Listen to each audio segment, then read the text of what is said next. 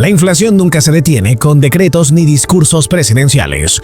Creer que un mandatario puede frenar el alza de precios con una orden es desconocer la lógica básica de la economía. La política solo reacciona de forma tardía y limitada frente a las fuerzas del mercado. ¿Sabías que en cada episodio inflacionario de los últimos 100 años ningún presidente ha logrado controlarlo realmente? Esta es una advertencia clara. Esperar soluciones mágicas desde arriba solo genera frustración, mientras la verdadera estrategia debe empezar en las finanzas personales.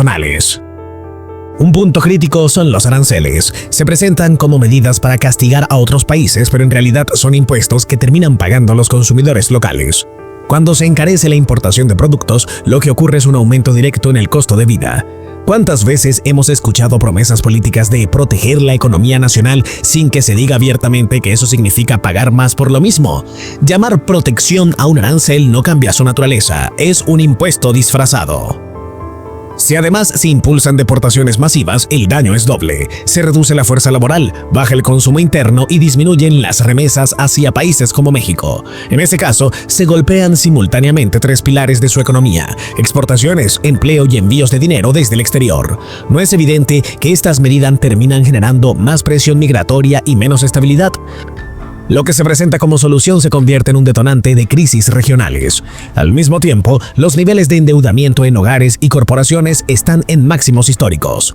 Cuando empresas y familias no logran pagar sus obligaciones, el riesgo de colapso es real. Japón ya vivió algo similar: precios a la baja acompañados de una parálisis productiva.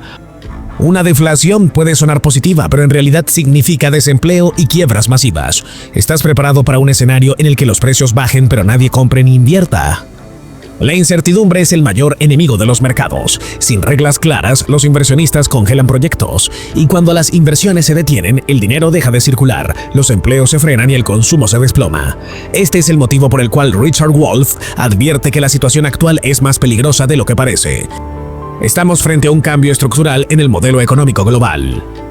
Mientras Estados Unidos se inclina hacia el proteccionismo, China aprovecha para consolidar alianzas. El capital busca estabilidad y es allí donde surgen nuevas oportunidades. Lo que está en juego no es solo el precio de los productos, sino un reacomodo geopolítico que impactará desde la canasta básica hasta las inversiones en la bolsa. La gente no imagina lo que viene y no prepararse puede ser devastador.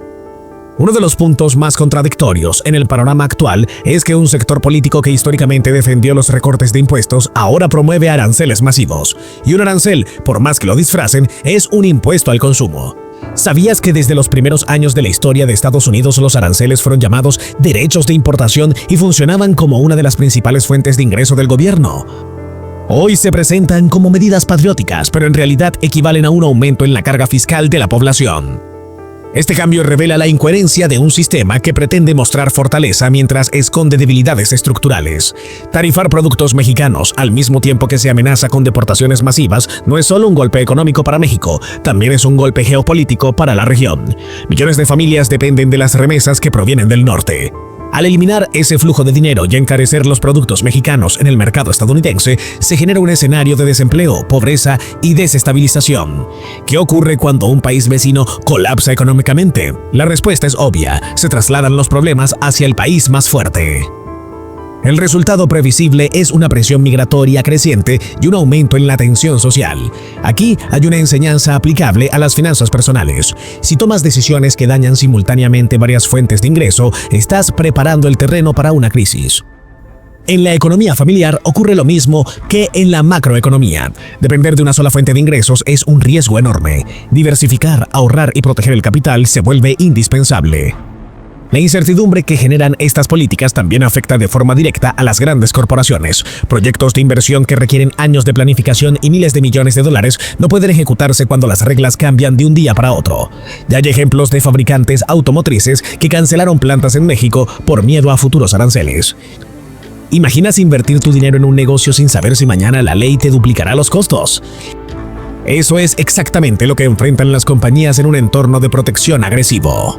La consecuencia lógica es una desaceleración de la inversión global. Cuando las empresas no arriesgan su capital, el flujo de dinero se detiene, los empleos se reducen y la recesión se convierte en una amenaza real.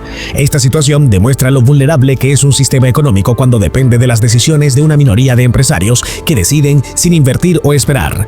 El 97% de ingreso depende de que el 3% restante decida mover su capital. Este es el verdadero peligro que señala Richard Wolff, el riesgo de que la economía entre en recesión no por falta de recursos, sino por falta de confianza. Y cuando la confianza desaparece, el capital busca refugios más estables. Hoy ese refugio se llama China, un mercado enorme que ya está recibiendo inversiones que antes iban a Estados Unidos y Europa. La gran paradoja de este momento histórico es que mientras se promueve el proteccionismo en nombre de la soberanía económica, el efecto real es la pérdida de credibilidad internacional. Cada país del mundo observa con atención cómo Estados Unidos utiliza los aranceles como arma política y la conclusión es clara. No se puede depender de un socio que cambia las reglas según sus intereses inmediatos. Esa desconfianza provoca un movimiento silencioso pero imparable, la reducción gradual de la dependencia económica hacia la economía estadounidense. Europa ya comienza a estrechar vínculos comerciales con China, no por afinidad ideológica, sino por necesidad de estabilidad. La ironía es evidente. Durante décadas, Estados Unidos fue el principal defensor del libre comercio global. Hoy ese papel lo ocupa el presidente chino, presentándose como garante de apertura y diálogo. ¿Qué significa esto para los inversionistas individuales? Que el centro de gravedad de la economía mundial se está desplazando y las oportunidades ya no están solo en Occidente.